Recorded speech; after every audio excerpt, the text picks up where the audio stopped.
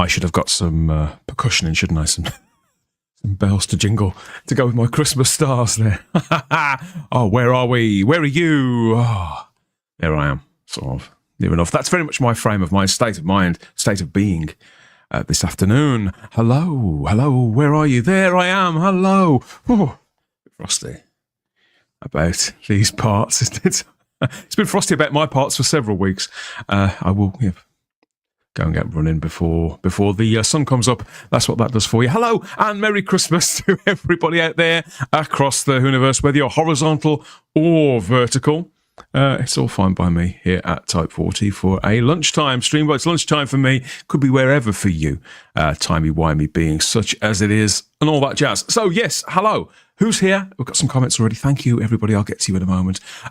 So I thought I'd jump on, have a quick chat, because it's been a few weeks since I've done this.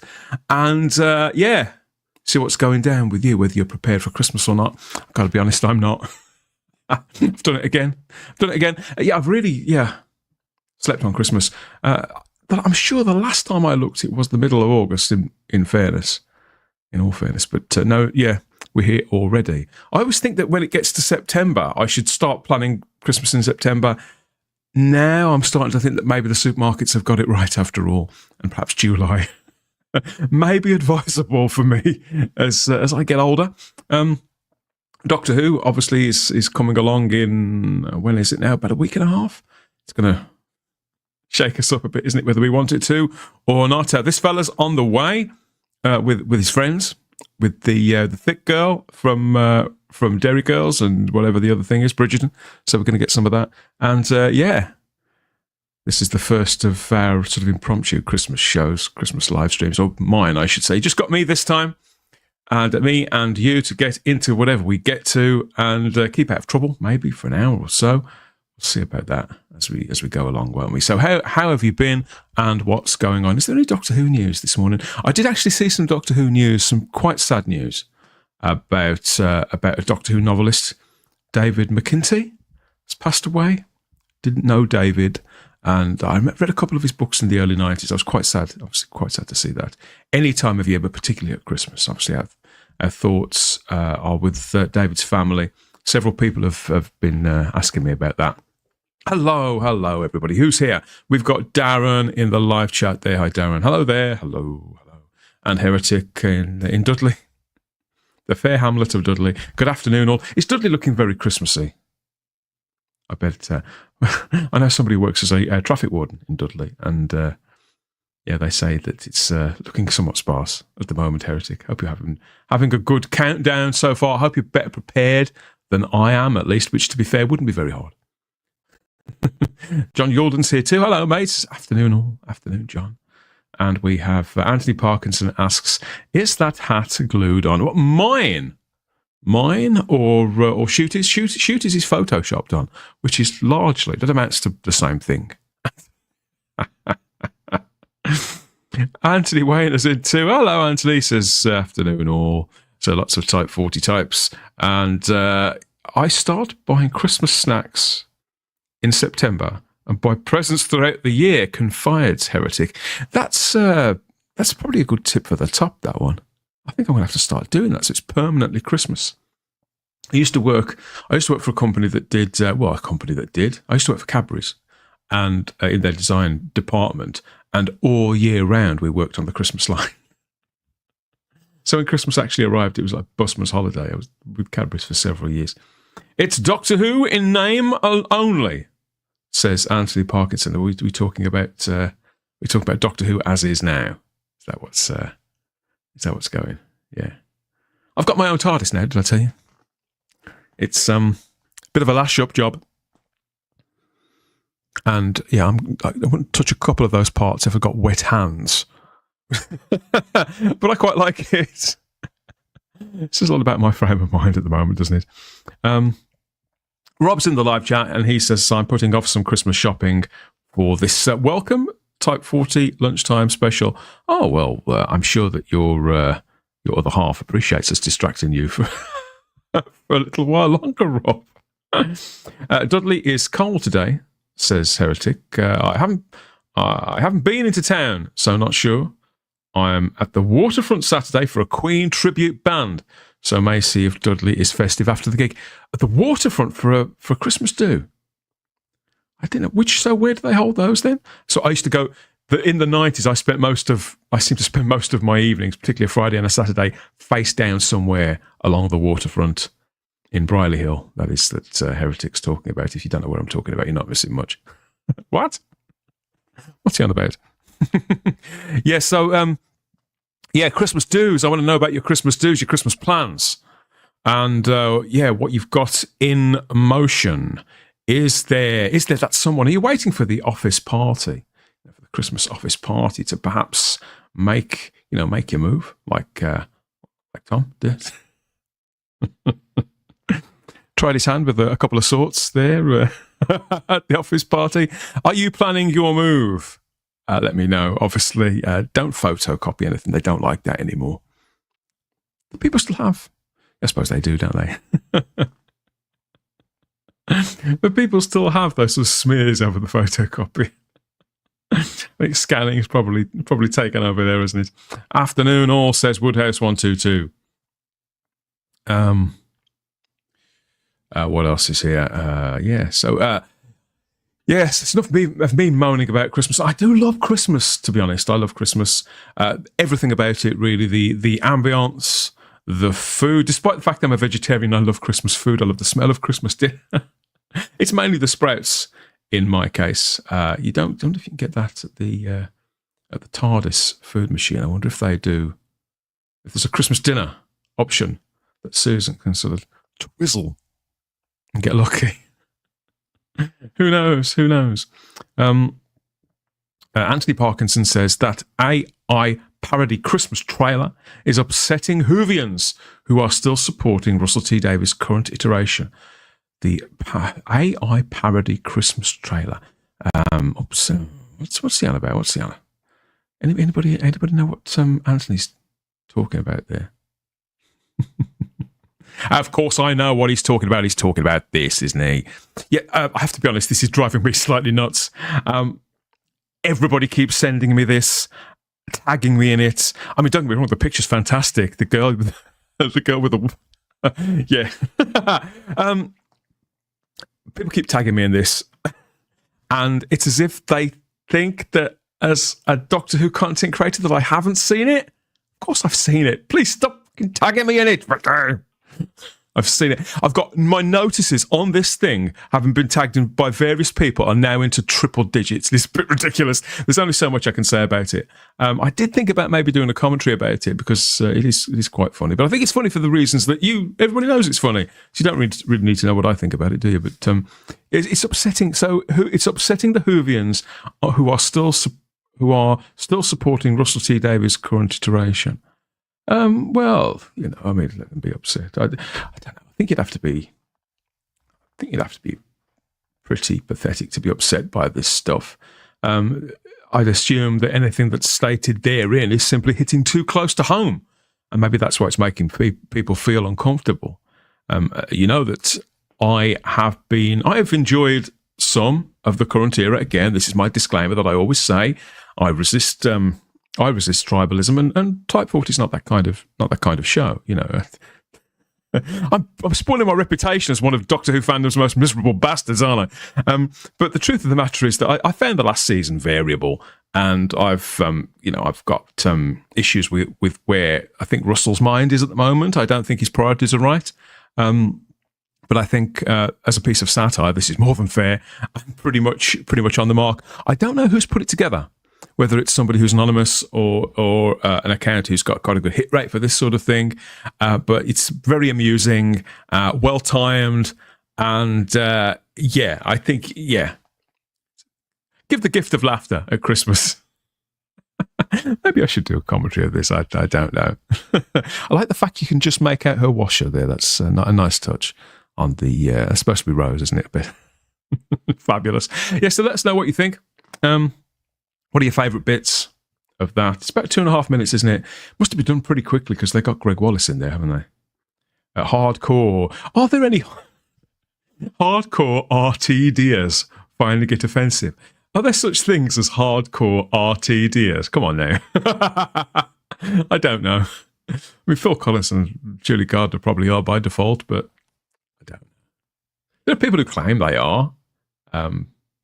What's his name? That fabulous Doctor Who writer, but a complete prick. Paul Cornell. Sorry, Paul, but let's face it, you've said some pretty fucking stupid things the last few years. He'll just hand wave practically everything.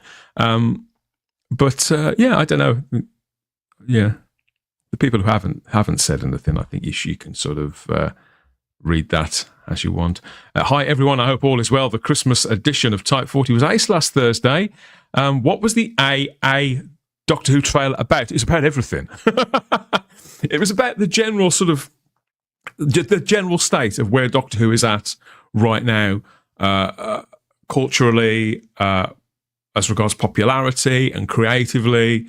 It was a very rounded and good and funny summary of how we've got where we've got, and perhaps what we can expect over the coming 14 days or so. I don't know. It's cutting satire, I suppose. Cutting satire. So Anthony elaborates. They object to the depiction of Nicola Coughlan. Look, I mean, Nicola's a big girl. Do you think she doesn't know she's a big girl? I think that's one of the reasons why. It's the Dawn French thing, isn't it? Dawn French was the fat chick who dressed as a vicar, and people loved her. People fancied her. And I think that Nicola's more than aware that she could do with skipping a dinner or two. But it's she also seems very self-confident at the moment and riding a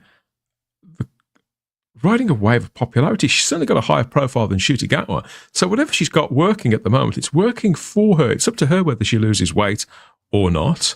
The depiction of her in that trailer is a touch cruel. I agree. But again, yeah, that I can. Yeah. Yeah, Nicola does need to lose a few pounds. What can you say? And I think it's not necessarily her, you see, that I think that's aimed at.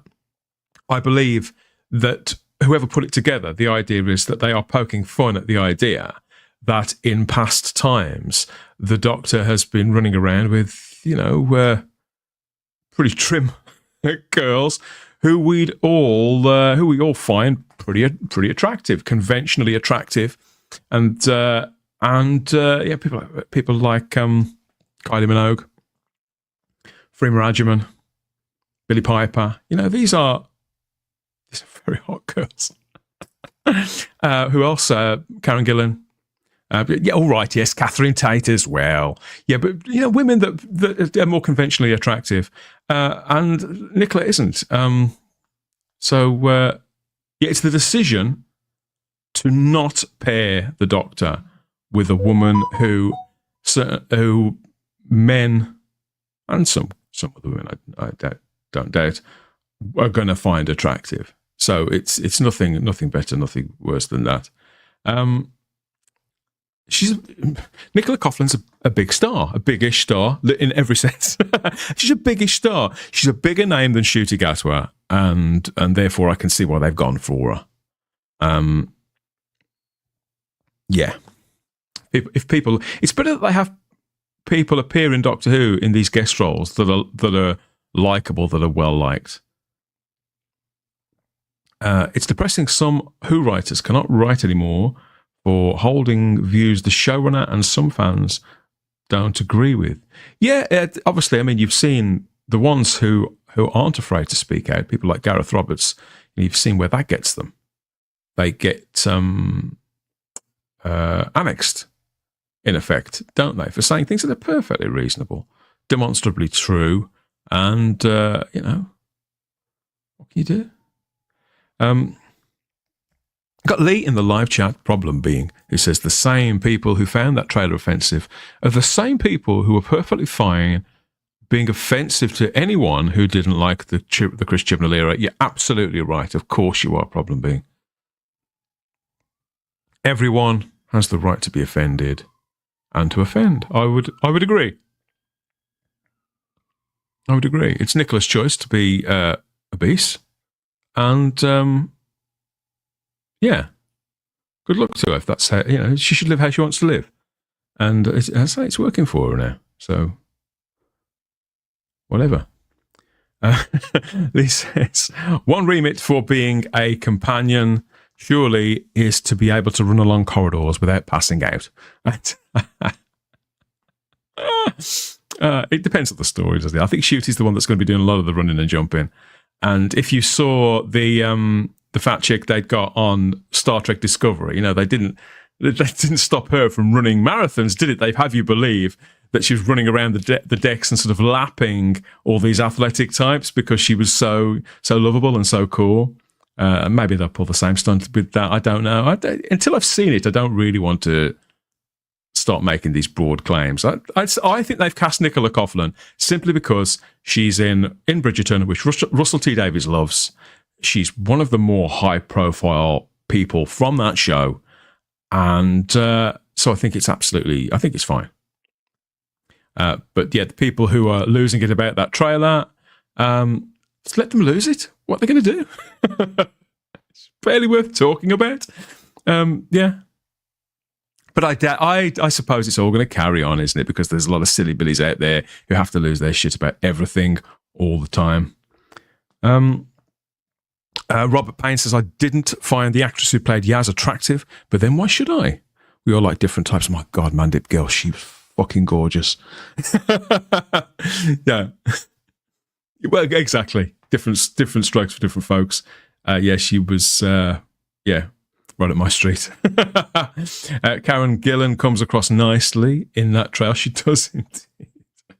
But you see, that's another thing you see, because in that AI trailer, what the person who's put it together has deliberately done has made both Billie Piper and Karen Gillan look far hotter than they are in reality, and made Nicola Coughlan look far larger and more unattractive than she is in reality. But they've exaggerated to prove their point, which is fine. People do that. Cartoonists do that. I'm a cartoonist, illustrator. I do that.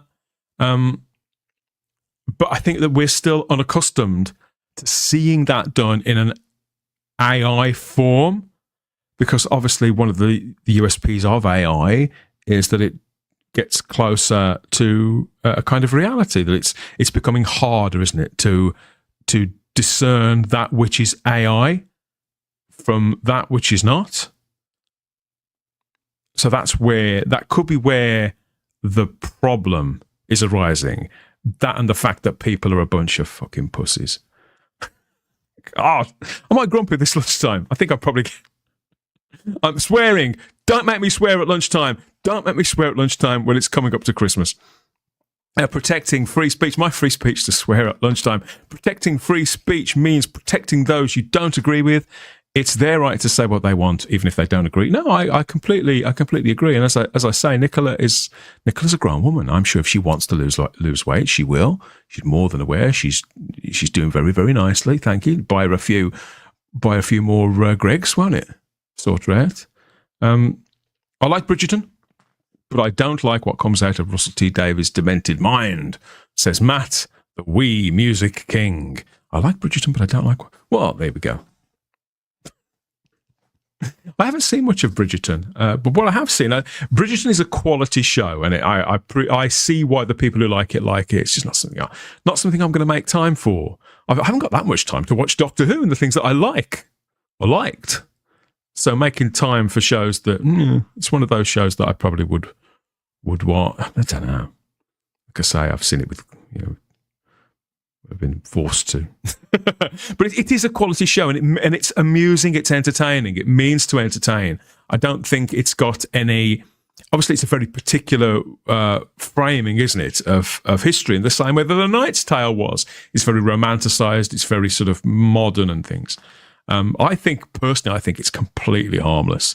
And if it's made of stars of a few people, more the better. But I agree, I think that Russell being obsessed with the various things that he's currently obsessed with is not helping this show.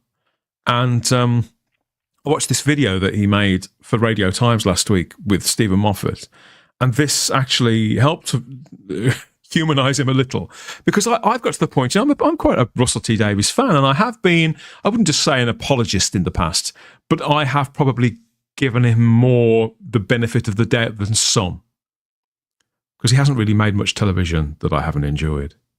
But I think he's struggled generally since last summer.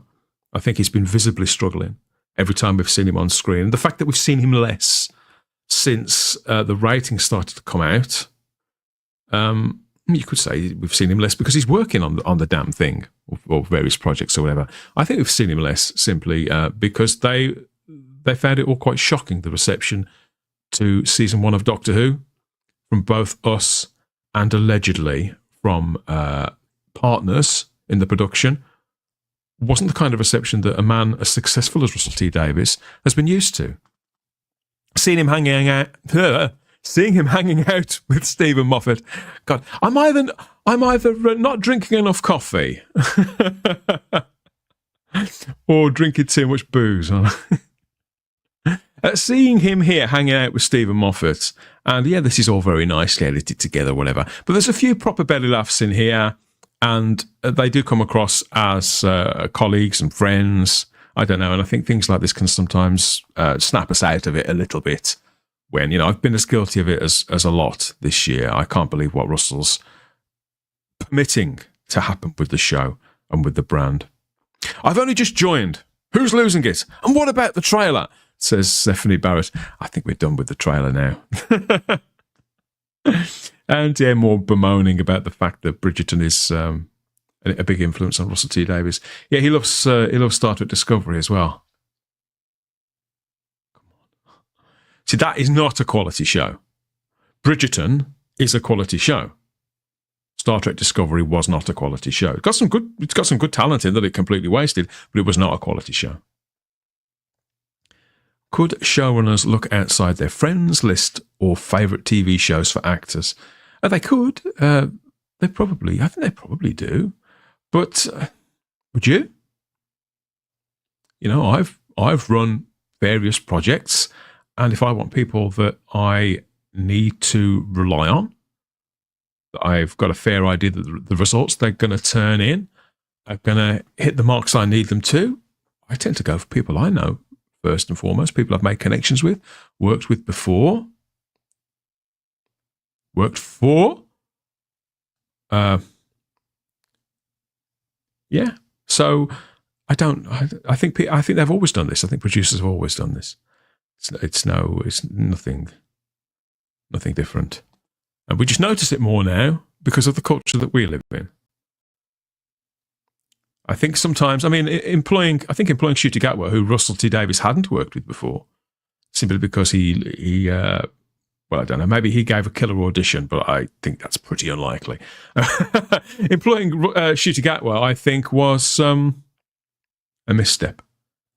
I think the impression I get is that he charmed them as a person rather than won the part with talent and suitability. But I wasn't in the room, of course. It's very clear that it's not working out, is it? And it's not working out largely because of Russell T Davies, not Shooty Gatwa. More AA than AI, says Robert Payne. Rob Bridgerton is bored of... Rob Bridgerton? Rob Alexander is bored of the Bridgerton references in Doctor Who. Have there been that many? I don't know. It doesn't bother me. I don't really care. I don't care. Isn't it gauche? Asks Lee. Maybe. As long as it creates good television, I don't really care, to tell you the truth. Obviously, that's not happening at the moment. It's undoubtedly... But I don't think that's the reason why Doctor Who's not working. Doctor Who's too unique to be riffing on other shows. that Russell T Davies happens to have on his PVR. Yeah, well, the format's unique, but again, we didn't mind when Philip Hinchcliffe and Robert Holmes were riffing on every Hammer horror film from their early adulthood, did we? Or from their childhood? We didn't mind that. So I don't know. How unique is Doctor Who? Yeah, I think Doctor Who's quite simple in the way that it can frame things. Is it too unique to be doing? No, I don't know if I'd agree with that. I don't necessarily. It's the thing. I mean, Russell wrote most of the last season himself, didn't he? I think maybe if other people had written more episodes, things might have worked out slightly differently. More writers. I don't think that would necessarily solve all of Doctor Who's problems at the moment, but I think it would. Mark, this is getting pretty. This is getting glum for a Christmas stream, isn't it? My God. Much as I have time for the Russell T Davies 2005 comeback, he would have been better to step away from the day-to-day production and either mentor or pass on the reins to a fresh, non-Fitzroy Tavern showrunner. Well, the original idea, the original concept was that Russell... Can I say this? No one's listening, are they? The original idea was that Russell T Davies would showrun in the way that he is now the first 4 seasons of this, whilst it was with Bad Wolf and the BBC. And after that, the idea was that Russell would then ascend to a more executive producer's role on the show going forward, and he would pass the baton, the showrunner baton, to a successor, Pete McTighe. Whether that's actually going to happen now, I don't know, but that was the plan. So Russell, the intention was 4 seasons with Russell T Davies back as showrunner, probably with the same lead, because I know that they intend on Shooting Atwood to do 4 seasons, or they did intend on Shooting Atwood to do 4 seasons, and then for the show to evolve again. In fact, I think that Murray Gold only returned to the show to produce the music on the proviso that he would only work on the 15th Doctor's era, and then Russell T Davies and Murray Gold would both move on. But the idea was, and probably still is, that Russell T Davies will always be there in some sort of guardian kind of Kevin Feige role, and that the showrunner's role would be inherited by the next person along who they were training up, which is, as I understand it, is Pete McTighe.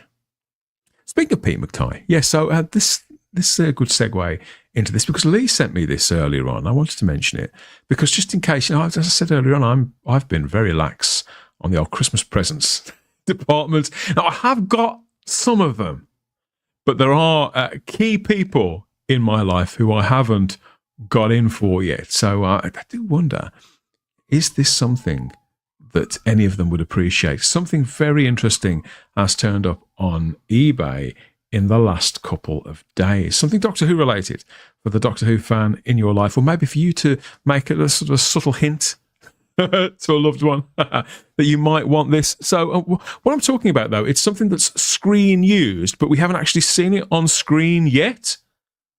So it could be a tough sell. Could be a tough sell, Russell. Yes, so screen used merchandise and costumes and things like that. There's definitely a market for those. But what you don't expect is to see items from episodes, entire productions, in fact, turn up on eBay a year, 18 months before they're due to appear on screen. And so, thanks for sending me this, Lee. This is in connection to The War Between the Land and the Sea. This is a 5-part mini-series, event series, written by Russell T Davies and Pete McTighe. Oh, what a coincidence. Written by Russell and Pete. It stars Russell Tovey, Gugu Mbatha Raw, Ruth Madeley, Gemma Redgrave, and a few other folks, people I can't remember the names of. Sorry, guys. But the one fellow is in Sarah Jane, and the other guy is he plays the unit fella, doesn't he? The least convincing unit officer of all time. So this is going to tell the story of a an ancient species emerging from the ocean, isn't it? It's going to trigger this international environmental crisis of sorts. Filming finished, I think, about a week and a half ago, something like that. So that's all been over social media. But what I didn't expect to see was this turn up on eBay of all places. So again, thanks to Problem Being for putting me onto this.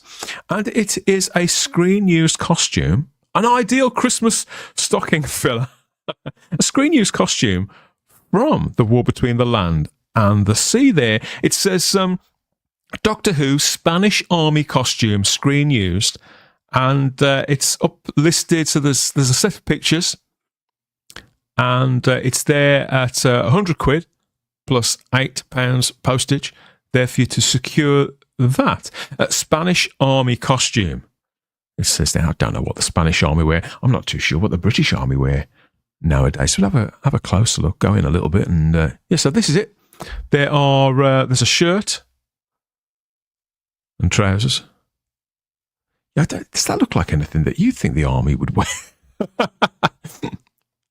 It looks like the kind of things that Girls Aloud would wear in a music video, doesn't it? You know, when they're being sort of sexy army officers or something. Girls Aloud. Is that reference okay? They're sort of back together, aren't they? I think I can get away with that. Yeah. So this is the shirt, combat shirt, and bottoms with belt. So we've got that, and also in the deal you get whatever this is. So that's a utility belt, isn't it? You could fasten in various bits and bobs, I suppose, and a hat, which I think you can. Is that the Spanish?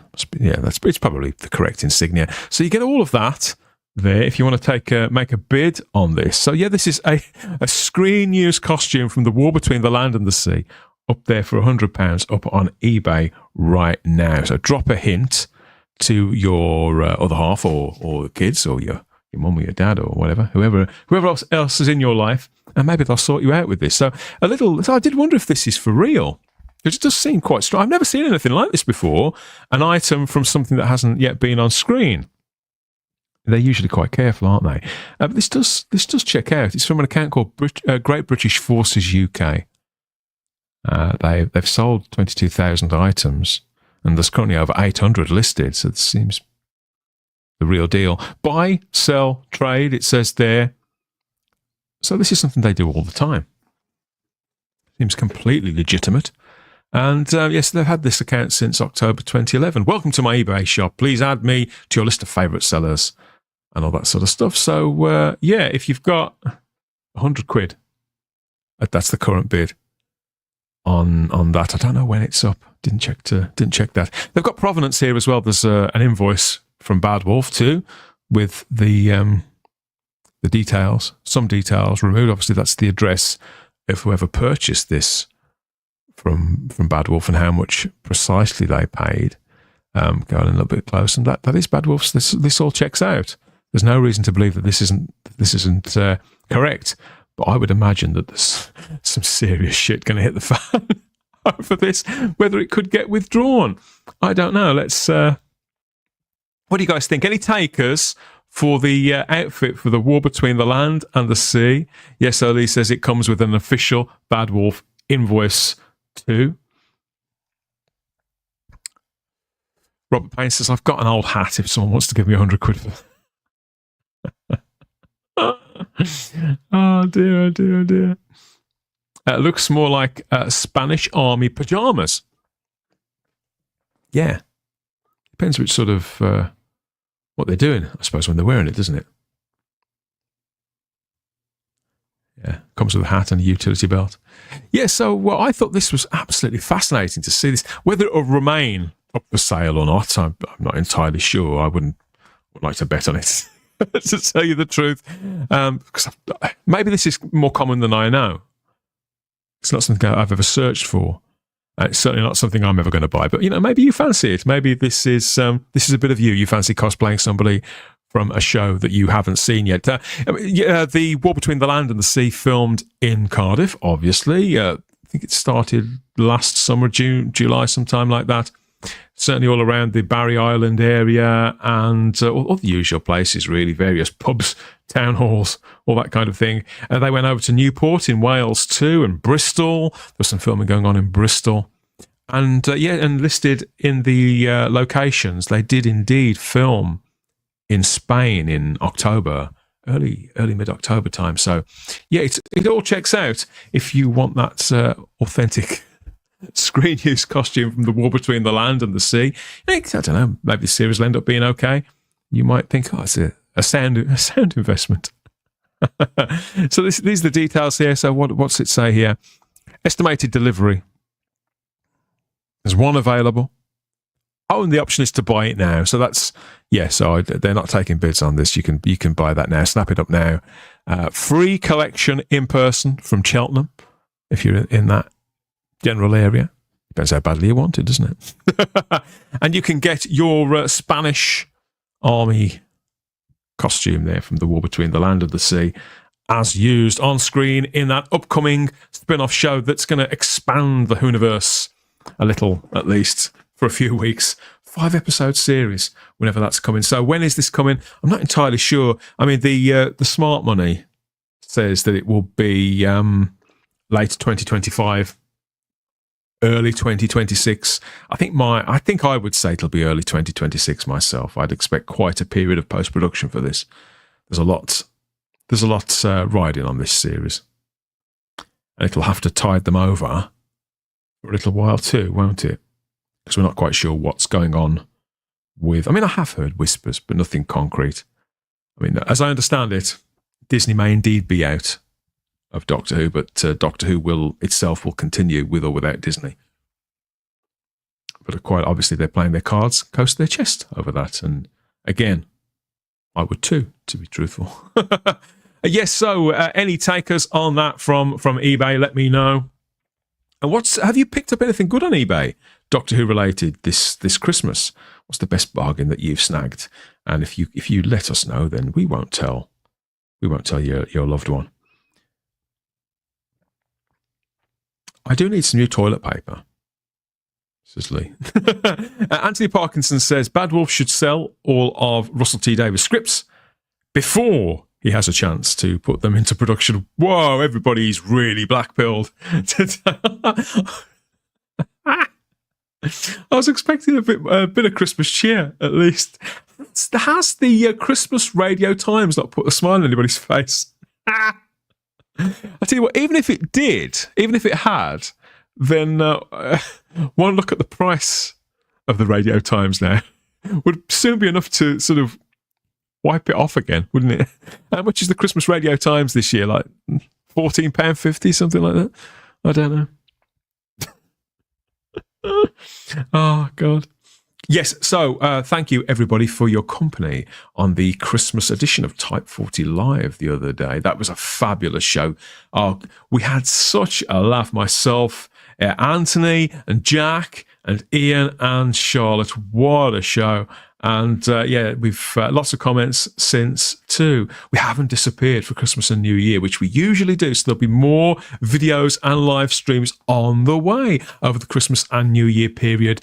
Special Type 40 extras, brand new Type 40 Doctor Who podcasts too. So stay tuned for those as well. Lots of treats to come here if you stay subscribed and notified and all of that. What else did I want to tell you about? So where were the others the other day? Where were some of the other regulars? Well, Simon and Sarah. They were off watching some Doctor Who legends on stage. They watched Peter Purvis and Colin Baker and Tom Baker. They were all there at I can't remember exactly where it was. Was it in Cannock, somewhere like that? That's where they were for that, and there's Simon and Sarah enjoying themselves there. And they sent me that just to make me even more jealous. And Shah was I don't know exactly where she was. She didn't send the exact location. All I got was this. So I did warn you, Shah. You shouldn't have sent me this. But I hope you all had a fabulous time. They'll all be back at Type 40 in the not too distant future. I can promise you. Whether it's in time for the Doctor Who Christmas special on Christmas Day, I don't know. 5:10 Christmas Day until 6:10, full hour. Nestled between the twin breasts of Strictly Come Dancing Christmas and Wallace and Gromit, Vengeance Most Foul. And that's bound to result in a happy ending, I think. The show's definitely being propped up at this point, isn't it? But at least they care enough to prop it up. They could be putting on at 3 a.m., couldn't they? Or 10 a.m., for that matter. Yeah. Could be worse. Rob Alexander says, Christmas radio times is $5.95. The regular radio times is $4.95. So you get an extra week's worth of stuff for only £1. Well, what does that tell you? To me, that sends such a bad...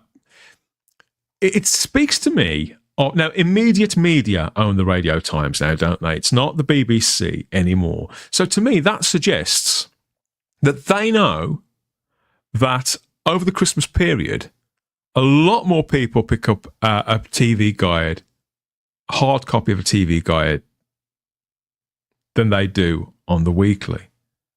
And it suggests to me, and maybe the market is more competitive over Christmas and New Year fortnight as well, but it suggests to me that price point that they value the casual buyer, that person who buys one once a year, they value those customers more than they value the customers who buy every week. Because there's no way any TV guide should cost you $5 a week. Ridiculous. They've really, really exposed themselves with that. I haven't bought the Radio Times for years, mostly because I don't watch the television. There's not really much point in having a TV guide of any description when you don't watch TV. But yeah, Robert Payne says Radio Times or groceries, quite a choice. And that genuinely, that is the position that I think that we're in. You could spend, the cost of getting the Radio Times for a couple of months. You could buy that screen-used costume, couldn't you, from the War Between the Land and the Sea? Gatwa is Dr. Turkey, says Adrian Sherlock. Oh, God. Disney could have killed the ratings by going with the midnight release on iPlayer. There's no midnight release for this one, for the Christmas Day one. Or at least there wasn't when they announced it not that long ago. It's dropping at the same time. If that information has changed, then if it drops midnight Christmas Day, then obviously that will have a detrimental effect on the ratings. Tony says, yeah, I got that. I got the Christmas Radio Times. It's expensive, but it's the start of my festive celebrations when I get a copy. Yeah, it's a ritual. It was a ritual of mine for years, Tony. For years and years and years. PB Props is into. Hi, PB says, oh, wow, that Christmas lineup, with that Christmas lineup, it's hardly worth switching the telly on. I don't know. I mean, I think there's some decent stuff on there. I think they've tried this year in a way that the BBC haven't tried for a few years to sort of mix it up. Even though Doctor Who returned to Christmas Day last year, other than that, the schedule sort of stayed the same for 4 or 5 years. Pretty much everything was in the same spot. Mixed it up a little bit this year. And let's have a look again. Is there any?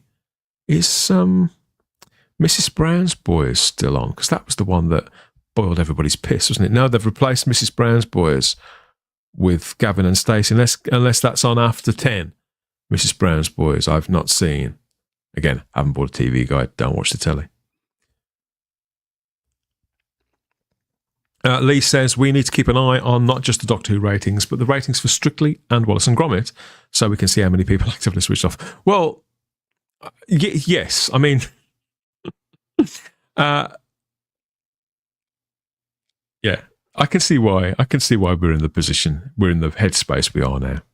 But the truth of the matter is, yeah, I mean, they are writing that the landscape has changed. But context still matters. And you're quite rightly. We can all see what's happening here. We all understand why. And it's a perfectly reasonable strategy for them to do what they're doing. I do this. Yeah, so if you want to see how many people switch over to Bullseye, yeah. But will it? But I think the most important figure really is who actually does watch Doctor Who, and I think the BBC will be. Obviously, they'll notice if people switch off at a certain point and go elsewhere, and then come back. That will send a message. Of course, it will. So keep watching the whole thing, by all means. But I think at the moment that we're all collectively in quite a negative headspace that we're going to go looking for bad news or for bad spin. It's quite possible this will work out for Doctor Who in Doctor Who's favour, and I think we have to be prepared for that. And it's not necessarily an indicator that this special will be any better than the last, or that it will be any good at all, or that we'll enjoy it or not. It'll just be an indicator that the strategy was viable, was correct. A Dalek bowling game sold on eBay recently for £5,500, £5,300. A Dalek bowling game. Would that have been from the mid-60s? I would imagine so. From the height of Dalek mania. Yeah. Matt says, Moffat and Russell T Davies stole from me the outfit Nicola Coughlan wears. I designed something just like it before they did. Well, how would they have seen? Where did you publish it, Matt? Did you put it on your Instagram or something like that? How will they have seen it? I don't know. It's not impossible, I suppose. It's not impossible. But yeah, people are sharing their Christmas presents here. But Heretic's got himself an 11th Dr. Sonic screwdriver off eBay for his Halloween costume, as my kids had lost mine, and it was the extending one. Oh, I see. The extending one, yeah, they did take those out of circulation, didn't they? So you needed it to complete the ensemble. Treat yourself. The snore between the bland and the twee, says Woodhouse 122. Oh, dear. When Adrian Sherlock's gone back to talking about classic Doctor Who, and he adds that when classic Doctor Who had a bad story, it was a bad example of a great series. Yeah, I suppose you're right. But that's not how people viewed it at the time, though. You know, I think it was completely different then. People consumed the series on the weekly very differently then, didn't they? In 25-minute chunks and things like that. The general audience just sort of digested it, kind of like Pac-Man, with sort of pill by pill by pill by pill. Only those in the audience that grew up to be us, kind of reflect back on those stories in the way that we do, to sort of chart the series. You might get some normies who say, "Oh, the one with the maggots, the one with the giant rat," but generally speaking, it's just Doctor Who's Doctor Who. Yeah. Yes, good stuff. So what are you having for Christmas dinner this year? Christopher Eccleston, he's doing his own. I'm not sure he's got the hang of it, but this is something he's put this up on Instagram. It looks like a massive Yorkshire pudding, doesn't it? Yeah. All round to Chris's for Christmas dinner. You're guaranteed some pudding at least. What else have we got here? More people complain about the Christmas radio times. I can't say I blame you. Radio Times has a New Year subs offer of 10 issues for £10. I think they do that every year. I think they used to do that when I used to buy it. They used to do that, and you could have, I think, between 10 and 12 issues for the price of one. And but it was new subscribers only. So sometimes, you could say to like your brother or your mom or somebody else and say, look, can you have this at your address and I'll come and pick it up? You could potentially keep going in a cycle like that. Yeah, they do still do that. I would imagine the market for TV guides is quite competitive now because newspapers have them, and we've all got EPGs built into things like, the skyboxes and TiVo, whatever the Virgin was TiVo when I had it. So that's probably evolved into something else now. I know that Sky Glass has now become Sky something else, Sky Go. So it's all evolving all the time.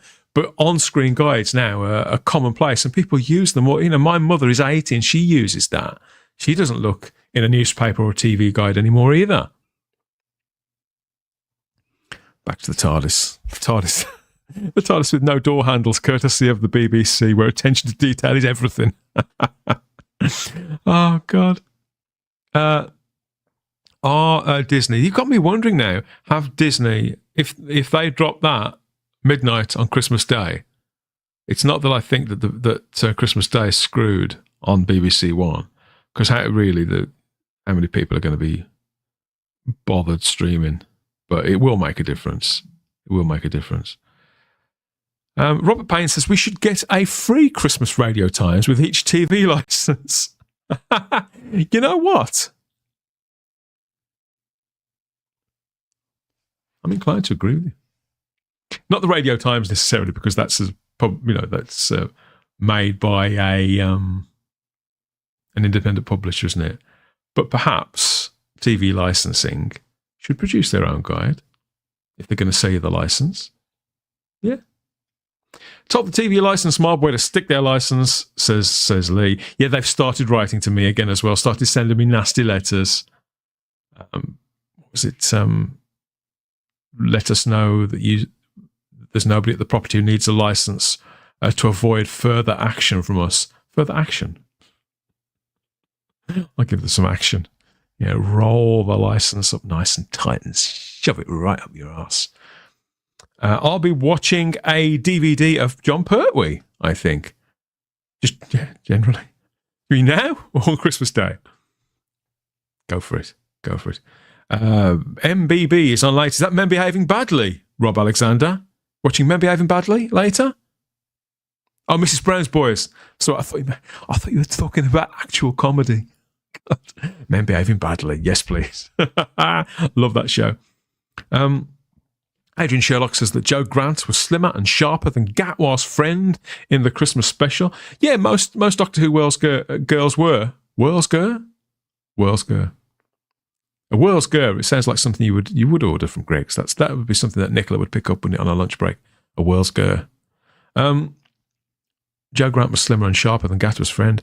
They all were. There was no heavy set girl, was there, aboard the TARDIS before, I think. Yeah. I did. How I see it is that it is the performer that counts. The performer, the performance matched to the right character. In all sincerity, did we complain when the Doctor was with Bernard Cribbins for an episode as Wilf? Yeah, it was an old man. He couldn't move very fast either. But I think that what they're satirising in that trailer is fair.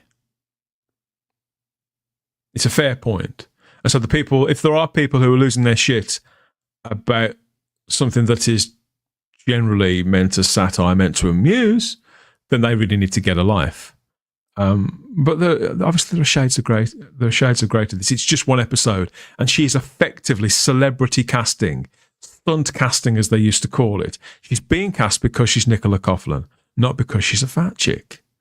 Like they want her because of the appeal that she's got, the natural warmth that she's got, her talent, her personality. As I said, I've seen some of Bridgerton, and I thought she was good in it. I have never seen Derry Girls. Apparently, she's great in that.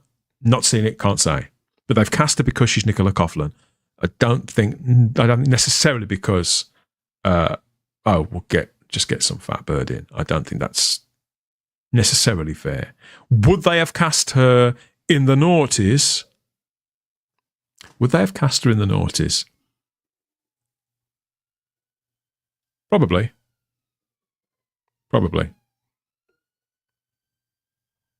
Don't know. Don't know for certain, obviously. Would they have cast her in the classic series? No. No.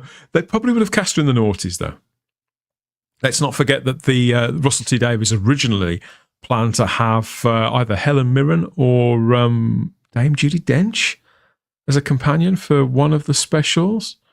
You know, little old dear. I know there are people out there who still fancy Helen Mirren in particular. I don't think I've met anybody who fancies Judi Dench, but could be. This could be somebody out there. I don't know. Sat in front of the screen there, with classic Doctor Who, happy place in the home cinema.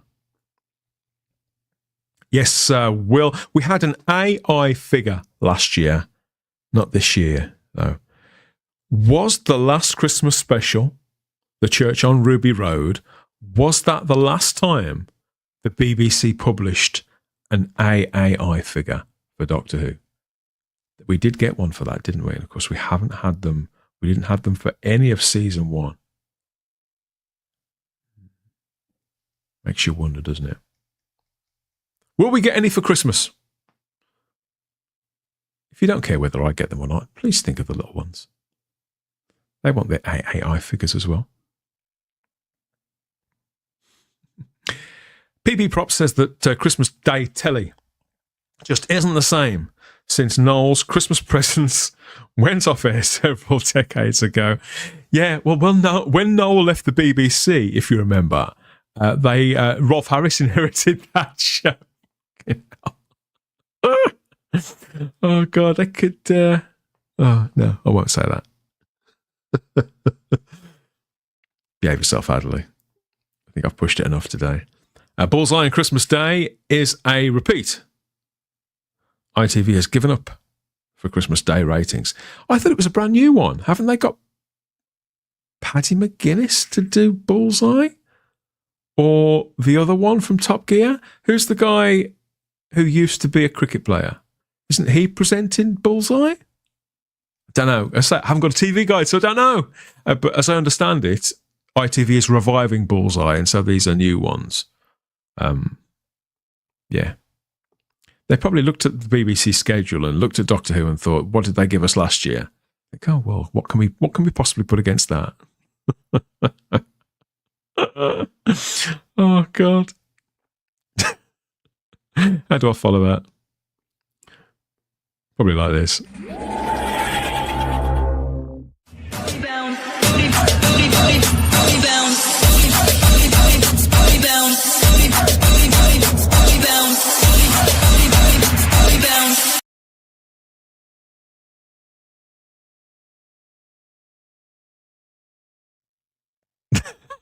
He's not too keen. He's not too keen on that. What else did I want to say on this edition of the show? My God, it's got dark. Not dark out there, just dark in here. Is everybody in a really bad place at the moment? Let me know. Is it just, do you feel really ground down by the last 12 months? Because I think we were, some of us were full of hope. I think certainly 2 years ago, 2.5 years ago. Last year, I know that a lot of people hated the 60th anniversary specials. I really enjoyed them for the most part. So I was fine this time last year. It was the Christmas special I found a little deflating. And and even though, as I say, even though most of the last season on screen over the summer, I actually enjoyed the majority of it. The philosophy, the mindset, the editorial position behind the show is what's disenfranchised me. What's not so much put me in a bad mood, but kind of disconnecting me from the show. You know, Shooty's telling us to go and touch grass and things like that. Russell T Davies telling fans to fuck off on Instagram and things like that. You know, come on. That's what's done it, isn't it? Eggsy says, I am chuffed to see the colorized War Games. So that's on Monday, the 23rd of December, isn't it? At 9 p.m. on BBC4. Surprised I remembered. That's the first of four, not 4 solid days, I don't think, but it's certainly 4 slices of special Doctor Who programming that are coming over that time. So there's my graphic. There it is. Yes, so the War Games in colour, Monday the 23rd at 9 p.m. And then the following day on Christmas Eve, you've got the Doctor Who prom. I think that's on about 4 in the afternoon on BBC Two, something like that. Look, I think that's feature length too, like an hour and a half, something like that. Our friend Anthony Weiner, he was there, Type 40 regular. Anthony Weiner, he was there on the spot while that was being recorded. Christmas Day, obviously, is Joy to the World, the Doctor Who Christmas special, followed by the Doctor Who Unleashed Christmas special there with Stephen Powell, who always looks like he's just got himself caught in something, doesn't he? But there he is with Ncuti Gatwa. That's on Christmas Day too. So it's a few hours worth of new stuff for us to comment on. That should keep us going through till March. Oh, God. So Eggsy is looking forward to the War Games in colour. And he's going to have a TV dinner as well. TV dinner on Christmas Day. Make it a good one. Make it a good one. Morning, says Lord Thoth. Good morning, mate. What else is here?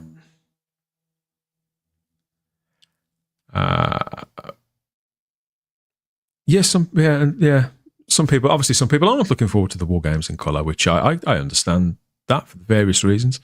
But at the end of the day, it's up to us whether we watch it or not, isn't it? I mean, we shall see. We shall see. Adrian Sherlock says last season there were no good stories, but I also felt the Doctor was absent. Gatwa felt like an old bloke who had stolen the TARDIS and was calling himself the Doctor. I didn't feel that way. I felt at places. I've gone over this before. Actually, I don't want to keep repeating myself, going over stuff that I've said before. This is old ground. We cover this extensively, and Type 40 isn't that kind of show. I'd like to think we're bigger than this. Misery Farming. If you didn't enjoy any of the stories in the season, that's a pity. I hope there's something there for you to enjoy this year or this coming year, because I know that there's more writers, so perhaps there's something that's going to suit more tastes. I thought there were several good stories in there, most of which were soured, spoilt by 1 or 2 really stupid and unnecessary decisions. For my money, Ncuti Gatwa does feel like the Doctor in flashes here and there. I've said all this over and over again. Feels like the Doctor in flashes here and there, particularly in, I think there was say 3 or 4 episodes. He's nailing this. He's getting this. But then there was episodes like Boom, where the material was far, far stronger, and we saw how loose his grasp of the character was, because it was Ncuti that let the side down there. It was a really, really strong story that Peter Capaldi would have aced, David Tennant would have aced, Matt Smith would have aced, pretty much everybody would have aced, with the exception of she who will not be named. So, let's just hope for better results next year. I think if you just don't feel like, I feel that this actor is being mismanaged. It probably is too late in the game now to turn it around. I think we'll know whether it's possible for it to be turned around by the end of this Christmas special. This is it. This is the end point. This is the last chance, very much, for the show in its current form. For this actor in the role too, because I can't see him doing past 3 seasons. As I understand it, they do want him to do 4, but he's contracted for 3. So I think unless he really stars align and he nails it, then it's simply not going to happen at all. Oh, odd, not old. And some odd bloke who had stolen the TARDIS. Is he odd? I don't think he's odd enough. My problem with Ncuti Gatwa's Doctor is he's not odd enough. He's too fucking cool. He's simply too cool. Too cool too heroic, knows, he's very conscious of the fact that he's the star of the show. That is not Doctor Who. Even when played by David Tennant in either incarnation that Tennant played, the 10th or the 14th, he never played it like that. David Tennant still had that kind of geekiness about him, even coming back to the role after such a huge success.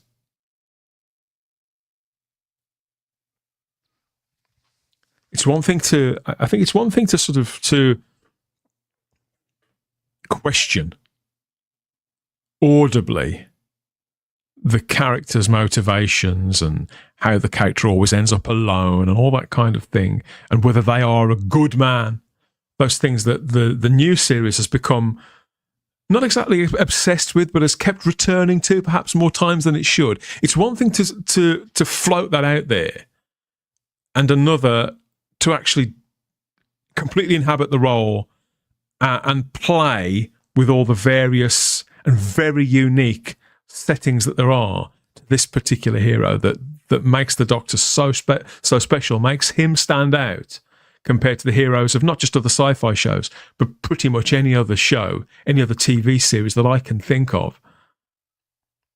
There are very few heroic leads, romantic leads, because I maintain the Doctor is a romanticized character, that have his the balance, that precise balance of component parts. Talking bollocks, aren't I, David? Shut up. Shut up, he says. What are you on about? Okay, what else?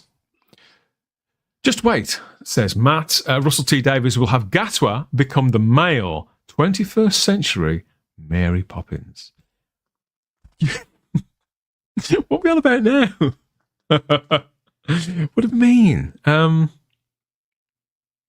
That was kind of Matt Smith's character, though, wasn't it? Matt Smith's Doctor was the Peter Pan. He was Peter Pan crossed with the kind of the public school head boy, kind of captain of the rowing team kind of thing. So I think we've done that, to be honest. Russell T. Davies will have Gatwa become the male 20. You have to explain to me exactly what you mean by that. I'm not sure. Anthony Parkinson says Disney dropping the midnight airing indicates a lack of interest from them, if you ask me. This is what I mean by hi. Thank you, Anthony. No, I don't agree with that. If they've done that, it won't be anything to do with lack of interest. They will have, if they've done that, they will have been asked to do so by the BBC. In light of the fact that the BBC's own ratings during season 1 could have been adversely affected by it being out there, because even though it wasn't on British Disney Plus, it was on Disney Plus and on the high seas, for those who sail the high seas. It made a difference. There were clips and stuff everywhere, and information was everywhere. I think that if that is the case, I'm going to double check that because I've just been told it. I haven't read it for myself. I don't think it's an indicator of a lack of interest at all. I think it's more likely them actually giving in to the BBC, accepting, because if something doesn't work, hasn't worked, or it's had a detrimental effect on your show and your brand, why keep on doing it? Isn't that what we call the definition of insanity? Blah, blah, blah, blah. Again, I think we should not necessarily look at this with every single aspect of this with such prejudice.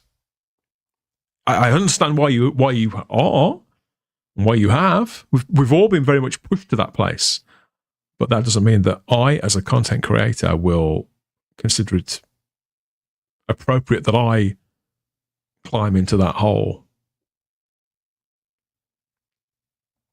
Matt says I'll be watching YouTube stuff on Christmas Day whilst doing stuff on my laptop.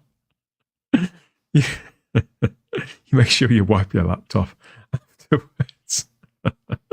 Watched a Roy Kinnear comedy with John Pertwee and John Inman today on YouTube. A movie or TV show? Problem being, I quite like the sound of that. John Inman. He didn't do that much outside of Are You Being Served, though, did he? There's a couple of ITV sitcoms.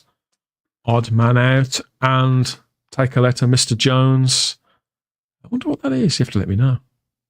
Really miss Roy Kinnear. Roy Kinnear's been dead for 36 years, and yet really miss him being on TV. Well, I must be a complete moron, says PB Props. I stopped watching the telly in 2013, and I still pay the bloody license fee. Only because my wife listens to the radio, and that is not a good excuse. You're quite right. It's not a good excuse, and you know what? The clue's in the name. It's called a TV license. You don't need the TV license to listen to the radio. It's completely free anyway. I know, Tom. Yeah, have a word with the missus, mate. Save yourself a few quid. I know, it's a shocker. It's a shocker, isn't it, Tom? Eggsy says, as a Yank, I have both Tubi and Pluto for classic Doctor Who. Yeah, good for you, Eggsy. Good for you. And what else? Tony says, do you think that if season 3 and season 4 of Doctor Who are not a success, the BBC will rest the show for a bit? Or Russell T Davies and Moffat will stop them from doing it? I personally liked season 1, and I'm watching the last 2 episodes at the cinema. Okay, so you went to see the 2-part season finale at the cinema. That's what you're saying, isn't it? Do you think if... God, this YouTube loves negativity. Do you think season 3 and season 4, if they're not a success, the BBC will rest the show for a bit? Or could Russell T Davies and Stephen Moffat stop them from doing it?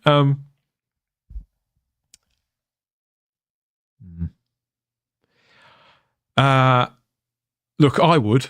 If seasons 3 and 4 of Doctor Who aren't a success, realistically, they can't keep doing it at the momentum that they have. They'll need to take stock, take a few steps back again, and I personally would.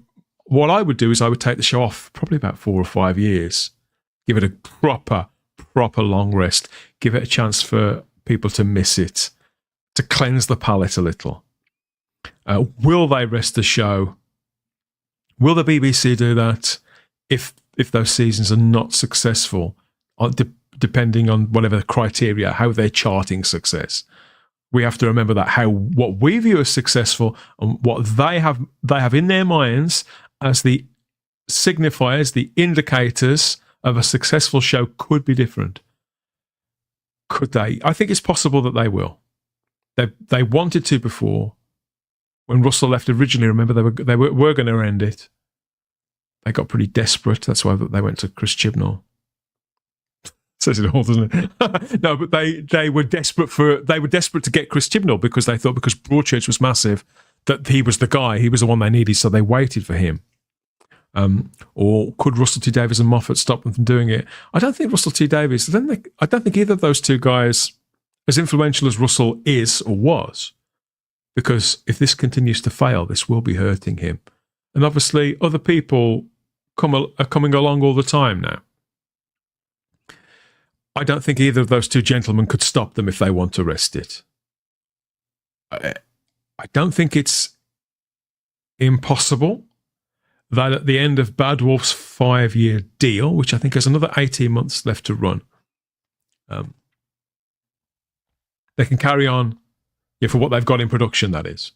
So whatever Bad Wolf are producing now and over the next 18 months could potentially be on screen for over a 2 to 3 year period.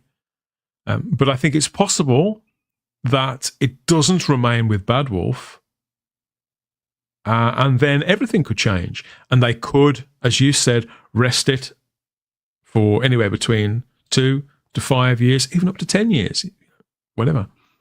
And that's possible. But I also think it's possible that Hartswood, Sue Virtue's and Stephen Moffat's studio, for example, another independent like Hartswood could come in and make an offer on Doctor Who. And if they have a viable take, maybe a star in mind, a creative who excites, then that could happen too. I think all bets are off. As soon as Disney leave the equation, and I think that they almost certainly will. Although Doctor Who's future is assured in the short term, the long-term future, all bets are off. I think they're going to be looking for another international streaming partner, because the series has been seen to globally raise its game. They've spent 2 years telling us how they always wanted a global streaming partner. What are they going to start saying now? Well, we don't want one anymore. That's a hard sell, isn't it? It's going to be very difficult to convince people of that narrative.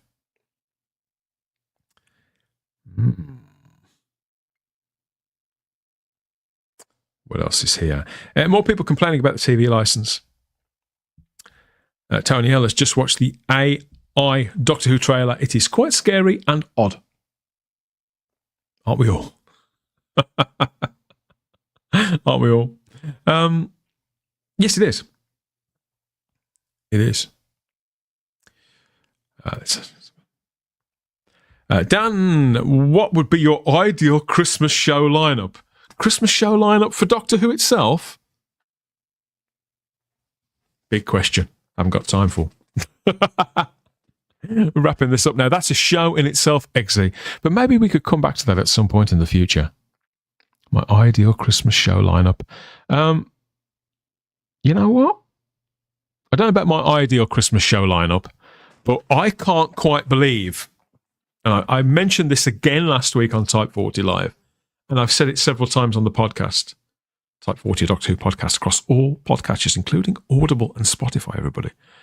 I've mentioned how I cannot, for the life of me, understand how there's never been, on Christmas Day, a feature-length Doctor Who special with masses of Daleks. Particularly when there was a Dalek wrapped up underneath every Christmas tree in the country back in the noughties, 2007, 2008, and 9 and 10. Lunacy. Is it too late for them to do that now? Maybe. But I think if they marketed it, a standalone special of Doctor Who, kind of like we're seeing now, look how brilliantly Wallace and Gromit Vengeance Most Foul is being marketed. Everybody's talking about that. There's a real buzz around it. I think largely, no, I've got to be fair. The BBC are doing quite a good job of that as well. But they've included Wallace and Gromit in their channel idents, haven't they, in between the shows? They've done that. They've got the Radio Times cover. There's all these other things. But it's not just the BBC. Everybody's excited about that. Obviously, Netflix are advertising it too because they've made it. They've paid for it.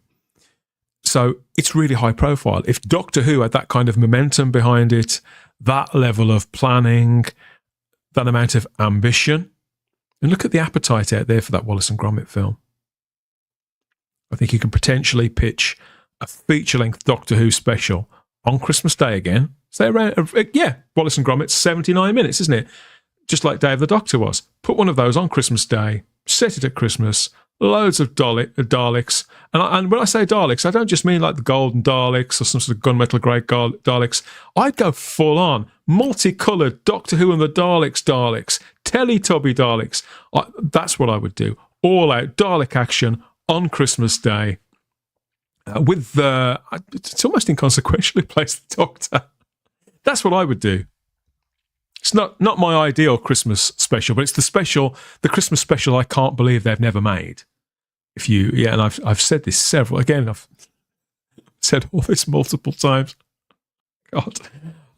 Wilf, what are they doing to me?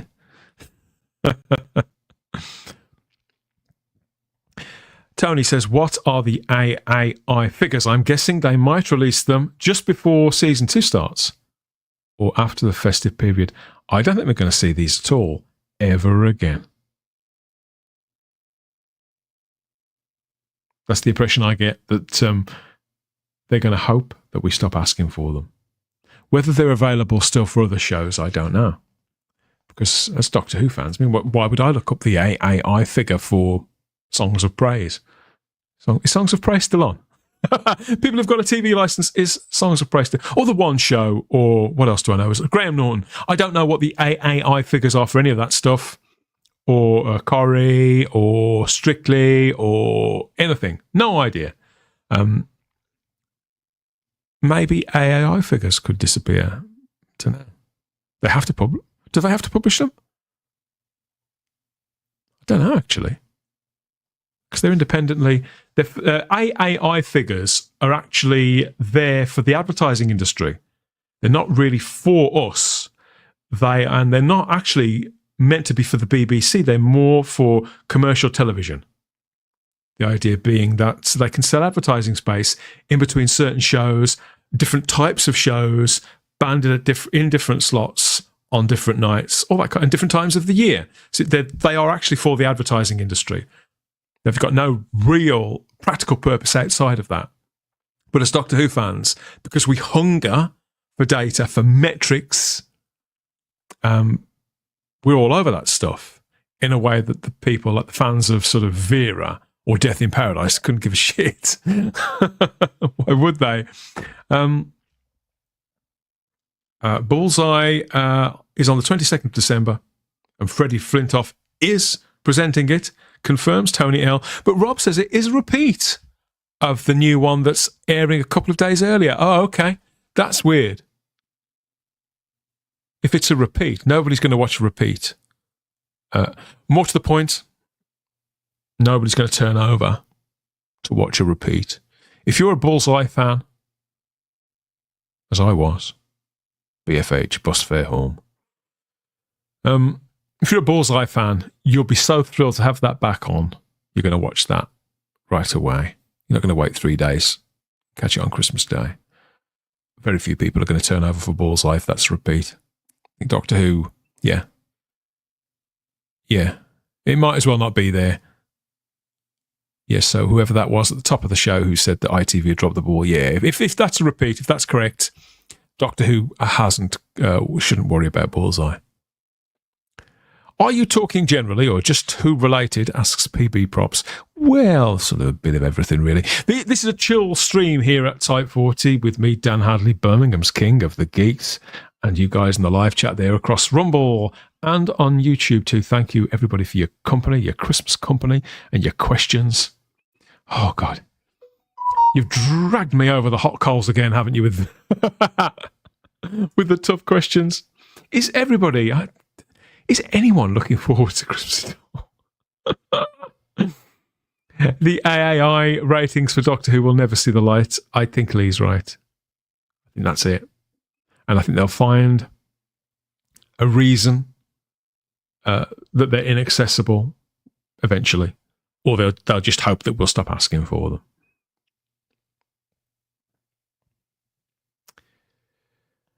Adrian Sherlock says that fiction is not just life with the boring bits cut out. It was Stephen Moffat that claimed that, wasn't it? I don't think Stephen was necessarily being serious when he said that. I think it's just one of those things that Stephen Moffat says.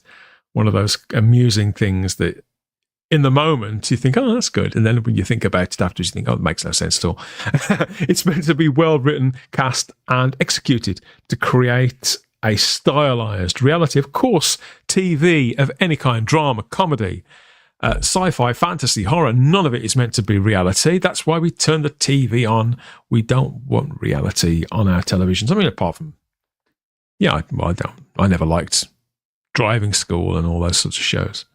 But generally speaking, you don't want that, do you?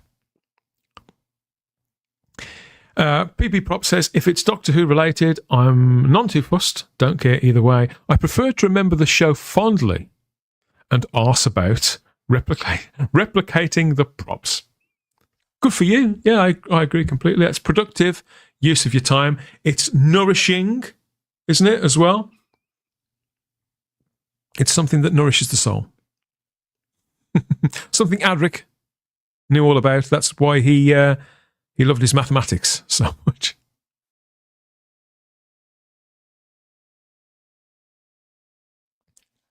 Stephanie has been ground down this year with the first series. Just want Russell T Davies to go now. Don't necessarily want him to go. I want him to take a step back. Give his head a wobble. That's the expression. Give your head a wobble, Russell. And get more writers in. Trust them. And have the presence of mind to realise that perhaps your judgment might not be as sound as you declare. That there's some of the people, some of the detractors, even if they can be a little rude and abrasive. First, there's no real call to be rude or abrasive back to them. Not in the position that you're in. But to take on board some of the things that are being said, particularly if enough people are saying them. I can understand why people want Russell to go. But in all actuality, I don't necessarily think that Doctor Who's in the bad place of being a bad wolf. I think that I just don't understand why Russell is using it editorially in the way that he is, to obsess about the things, to be seen to be visibly and thematically obsessing about the things that he's obsessing about. When he didn't do that the first time. His priorities were absolutely right between 2004 and 2009. They're not now. It's a pity. It's a tragedy almost, in fact. Love these pictures here from Lit Roundels on X, a fabulous assortment of the Doctor Who specials that we never got, and bespoke Doctor Who outfits that would have gone down great at Christmas, wouldn't they? I think this one's my favourite. Colin and Nicola giving it some. Or maybe I like this one best. I don't know. There's Sylvester. I'd be looking a lot happier if I was him.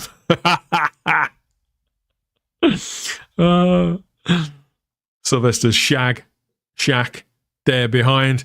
He's in for a that'll warm your sprouts, sunshine. Yeah, other people are noting that the Bullseye special is on earlier over Christmas. Stephanie's worried that they've edited the guts out of the War Games. Well, we're all a little bit concerned about that. As I've said before, only a third of the War Games actual screen time is making its way through to this edit. So the odds are that lots of your favourite bits won't be in that 90-minute version. And I think that when we are aware of that, we're possessing that fact, then that's the position that we've got to decide whether we're going to watch it from or not. Can you live with that? The likeliness that 2/3, because the War Games is, seriously, this is a story that's in my top 5. I adore every minute of it. The odds are my favourite bits aren't going to be there. It's sort of on me, isn't it?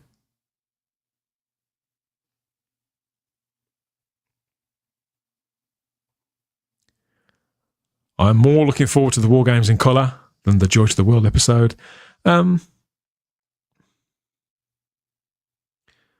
anticipating it more, yeah. Because there's a chance that I'd like to think that Ben Cook, because in my view, I've said this before, the Daleks in colour was great up until Mark Ayres decided to rock out on the synths. got it majorly wrong at about the 50-minute mark, and I think it was probably around that mark, maybe slightly earlier, that the editing, that Ben Cook's editing really started to let the thing down. We have to hope that they're all on the learning curve. Lessons have been learned. In some ways, you think, well, why should this precious material be anybody's sort of training ground? But I think that's a fair question.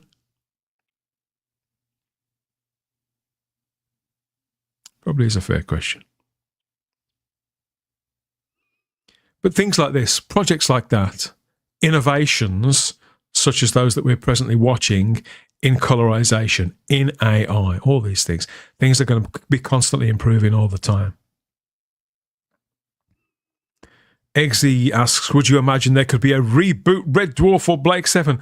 Oh, there's another two shows there in that. I think I've talked about Blake 7 in that respect before. And Red Dwarf, come to think of it. Let's do some plugs. I will return to both of those topics at some point in the near future. Eggsy, Trek, Jedi, just for you. But hundreds of shows, I've had hundreds of conversations. And I've covered most of those things, including Blake 7 recently. So, Blake 7 fans out there, please look up on the Type 40 channel, Teleporter, Blake 7 podcast, back for Series B. The pilot episode of Series B, at least, there is here up on the channel with myself, Sarah Graham, and Keith Isles on the flight deck this time, where we talked about the Blu-ray release and our hopes for it, how wonderful it is to have it on Blu-ray at last, and anticipating all those features and things like that. So that's there. A good shakedown talk about Blake 7. And then there was Teleport Now, which is a pilot live stream to very much, very similar to Type 40 Live, but a Blake 7 version of it. So it's myself and Keith and Lee, a panel of Blake 7 fans, got together just after the release of Series A on Blu-ray to talk about not just that, but several other Blake 7 related matters. More teleporters on the way. These were really successful. They did better than I think any of us thought they would. So, yeah, more teleports on the way. Look out for that in the new year. And we probably will talk about reboot ideas at some point in the future. But, yeah, obviously that's quite a contentious subject. I'm more than aware. Type 40 Live continues. Of course, it does. Type 40 Live Doctor Who. Last week's Christmas party was such a laugh. Thank you, everybody, for all the interaction there on that and all the other combatants there. So you can go and watch that as well as the Type 40, as well as the Teleport Now, live streams. You can watch both of those. Hours and hours of live stream action there. And of course, there's the Spacebook Live too. That's our regular pop culture live stream covering movies, TV, and comic books and everything else outside of the TARDIS. That's over on the Spacebook's own channel. Join the mission and subscribe there to get more of the same. There's myself and an array of other content creators and pundits from across pop culture, YouTube, regular panelists and guests there too, taking a sideways look really at what's going on in pop culture. So whether it's the Wicked movie or the Cobra Kai series, that new Superman trailer that we can't wait for, we're all over that there at the Spacebook Live. So it's a bit like Type 40 Live, but slightly naughtier. It's a bit later at night there with that. What else? There'll probably be more of these as well, popping up over the Christmas and New Year period, if we're in any fit state. Let's see if I've got all these comments coming. What else is here? PB Props has got to go. He provides a taxi service for the fruits of his loins. We've all been there. He can't deliver a line with any conviction, says Dalek Lives Matter. Well, I'm trying my best. His first two seasons were made together as one long batch, right? No, not right, not correct. They were made in close succession, but it was two production blocks. There was about 3 months downtime in between them. So, no, that doesn't count as one long block. I think before, downtime in between seasons tended to be 4.5 months. This time it was 3. So there was a greater momentum. But they started filming them a lot earlier too. I mean, they were filming those, when was it? Nearly a year and a half before they were broadcast. season 1. Huge gap compared to normal. Thank you for your company, Lee. Cinescope. Luke is in the chat, says contracted 3 years, not seasons, I heard. So out of contract next year. Do you mean Shooty? Or you could be right. But because you could be right. You could be right, Luke. But of course, I think the reason why I could be thinking that way is because for an extended period of time, for the longest time, Russell has been insistent that there were there weren't going to be any gap years from now, was what he said at the start of all new Doctor Who, wasn't it? No gap years. So maybe I've got that confused. Now you've said that. Because obviously, if somebody's contracted for 3 years, that is 3 seasons.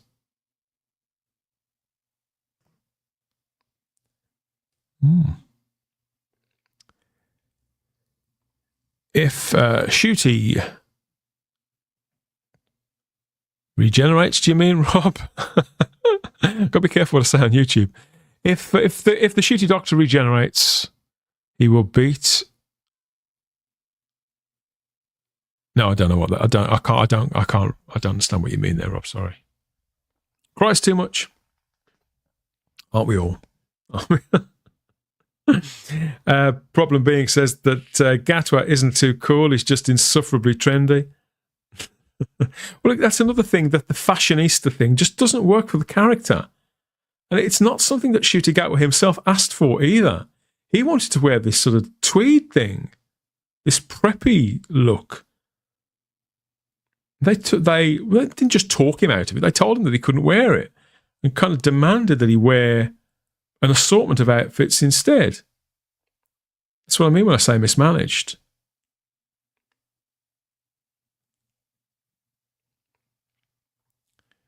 I've always been drawn to Doctor Who stories, not a cult of personality with the given Doctor. Several people, you're not alone in feeling that way, Eggsy. A lot of people feel similarly to you. They almost don't care who plays the Doctor. I was talking about that on a recent stream as well. And Dalek Lives Matter says the brand has been ruined in its present form. What they need is a formidable set of new villains, don't they? New monsters with a distinctive look. 4 seasons was what Colin Baker wanted. It was indeed. It was. Okay, I think that wraps it up. That wraps it up for now. Oh no, there's more. There's more comments. There's more. The BBC are already talking to Amazon and Apple, says Anthony Parkinson. I don't know. Maybe they are. I'd say, I would imagine that whatever is going to happen or isn't going to happen, then the things that we know about the current situation, or that we think we know, are probably several months behind what's actually happening and how the situation is being managed.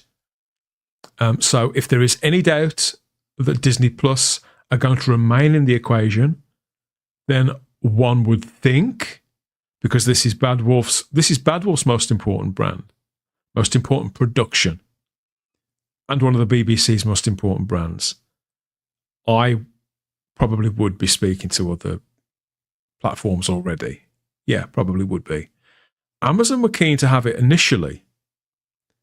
Amazon carried Doctor Who Unleashed too, I think. So I would imagine the smart money would be on it eventually ending up with Amazon.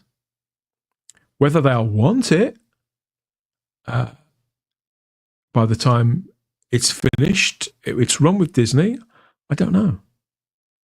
Again, it depends on what's on the table, doesn't it? What kind of money is being spoken about, what the BBC want from where. They'll put a deal together, want their proposal together, and that will be based on where the brand is here and what its potential could be. a further streaming platform may insist on a complete retooling of the show, of the IP, for them to take it. Again, I think I probably would. I think, well, it's particularly something like Doctor Who, you think, well, it's been reinvented before, so yes, we'll have it, but just not in that form. We'll have it in its next form, please, or lose that guy, or lose that writer, even. I don't know. Again, you're making a very definite statement there. I mean, are they? Maybe they are. Maybe they aren't. I've not heard anything. But as I understand it, Doctor Who is still going to be continuing. Yeah, whether Disney are there or not. Cinescope, yes, this conversation rails on there about whether you need a TV license to listen to the radio. Cinescope Luke says, no, you don't need it for the radio. But yeah, you do need it for YouTube. You don't need this is a Luke. This is a what? This is this is what we call bullshit. That the BB, and I can see why you would think this. Because if you go onto the TV licensing website, they claim, or at least they did 2 or 3 years ago when we exposed this on Type 40 Live in front of Simon Horton, who was a license fee payer at the time. On the TV licensing website, they claim or claimed that you did need a TV license to watch YouTube. You don't. It's a lie. They're lying to us. I'd be surprised if that's still up there. But yeah, that was in black and white, an actual lie on the TV licensing website and in their documentation that they used to send through the post. I would hope that they would have dealt with that by now. But yeah, we had that because Simon was convinced that he needed it to watch YouTube too, because that's what they told him.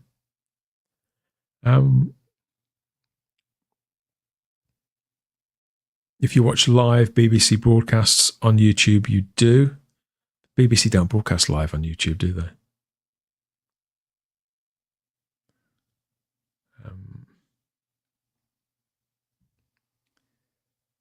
I'm all for them dropping Bad Wolf if Russell T Davies would always be in control there and going instead with a fresh alternative. Yes, this. I think this. I think we can't keep going over this ground. Okay, let Toby Whithouse take over, who suggests Cinescope Pictures. I'd agree with that. I know that Toby's kind of in the clique as well, isn't he? But I get the impression I think he'd do something really interesting and creative with it. Hasn't he just taken over? Well, Hasn't he just started on Bergerac for UK TV drama? What are they called now? They've changed their name, haven't they? Is it called UN Drama? Anything that Toby Whithouse is doing, I'm interested in. Whether it's conventional stuff like Bergerac or not, yeah, I'd watch that. Gallifrey Gals, says Rob Alexander. Hey, Dan, happy Crimbo, mate, says Paul PD Rich. This is the longest one of these I've done on my Todd here. Yeah, I wouldn't say the ins and outs. The stuff with the TV license. Say I only go by. I can only go by on what I checked up on when I got rid of my license, and then the way that Capita tried to come after me through TV licensing afterwards. And there was all manner of threats and lies in letters and on their website. I'm well behind with the live chat. I must apologise, everybody. Can I catch up, Donna? She's convinced I can. Bang, and the Daleks are gone, says Problem Being. Confirmation Songs of Praise is still a thing. Consider myself well informed, better informed now.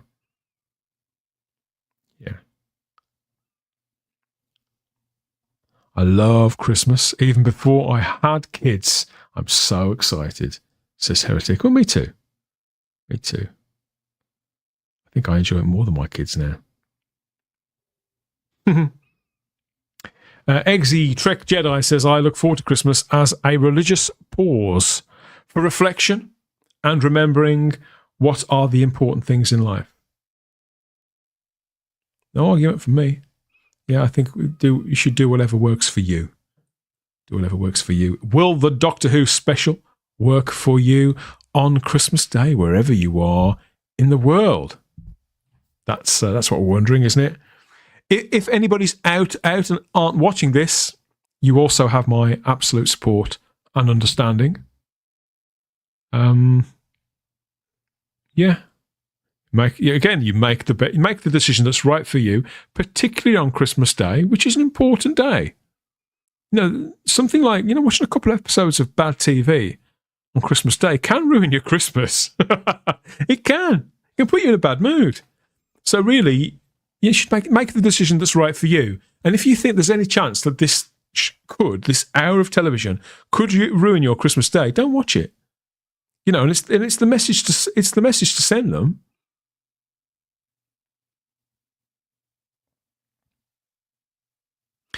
Dan, I'm sorry he's really effed up.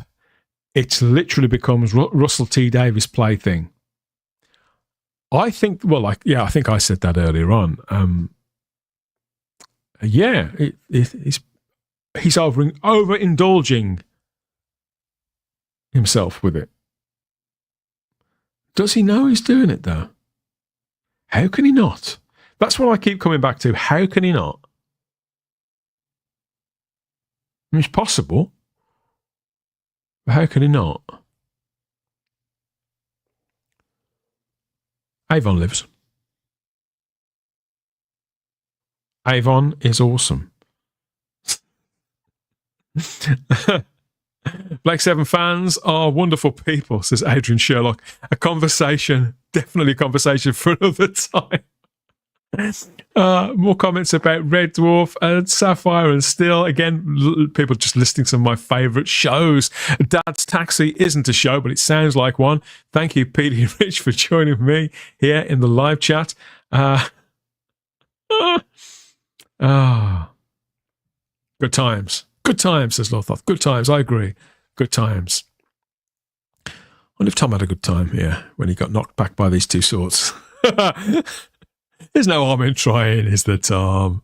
Who cares? Say it anyway. That's what I would say. Say it anyway.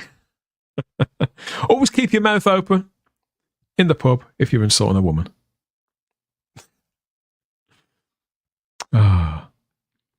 Doctor Who needs to go back to basics, suggests Adrian. I think you're right. Factory settings. In some respects, they did do that last Christmas Day, but it became clouded, I think, by factors, by the mismanagement of the show and the mismanagement of the lead actor. The decision to employ an actor who wasn't actually free, who was still contractually obliged to another pretty big high-profile role on another high-profile show, pretty bloody stupid when you look back. Because his absence for 2 key episodes in the middle of just an 8-episode run, it's absolute insanity. Absolute insanity. Another Toby Whithouse fan there in Problem Being. Who's in the new series of Bergerac? Can't remember the actor's name. You'd know his face, though. It's one of those guys who you've seen him in various things. He's got that kind of... he looks a little bit like Dan Stevens, but slightly more sort of crumpled. About 40, something like that. So around the same age that John Nettles was when he started doing it. They're remaking Bergerac, says Colin Archer. What's the betting? He's black and gay, or even female. No, straight white man. But it's on UK TV. It's not on the BBC. I think it starts really soon. It's a 6-part series.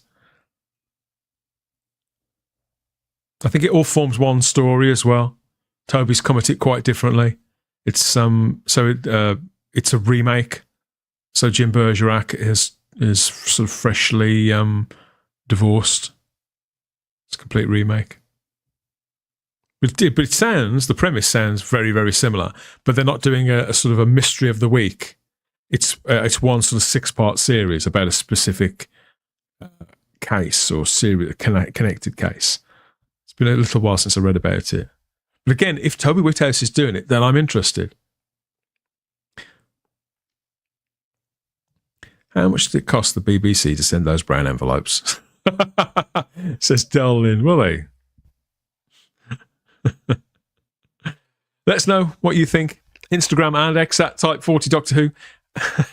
Don't know. And Adrian Sherlock says he's 58 on Christmas Day. Happy birthday in advance, Adrian, for your birthday on Christmas Day. Enjoy it. Have a great one. And if Doctor Who's going to wind you up, then you probably are best off doing something else. I think even Shooter Gatwa wouldn't mind. Wouldn't mind that. Okay, I think that does wrap it up this time. This is the longest one of these I've ever done. So yes, this is what we're looking at for Christmas Day on BBC One. Doctor Who there, 5:10 after Strictly Come Dancing, and before the main event, Wallace and Gromit's Vengeance Most Foul. They're at 6:10. So pretty strong schedule, to be fair. What on earth is Tiddler?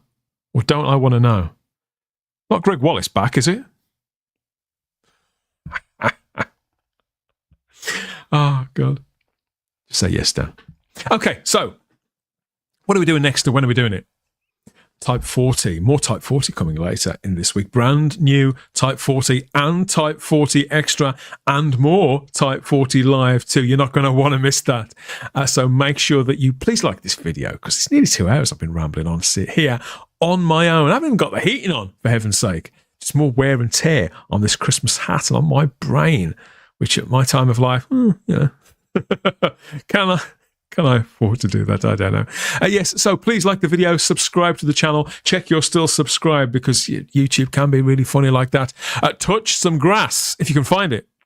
And please hit the cluster bell to get all the notifications about what we're doing next, because there is more on the way with familiar faces and special guests too for Christmas. Can't say any more about that for the time being, but you're not going to want to sleep on it. I'll be back with another one of these shows probably soon too. So stay tuned, everybody. Thank you for your company.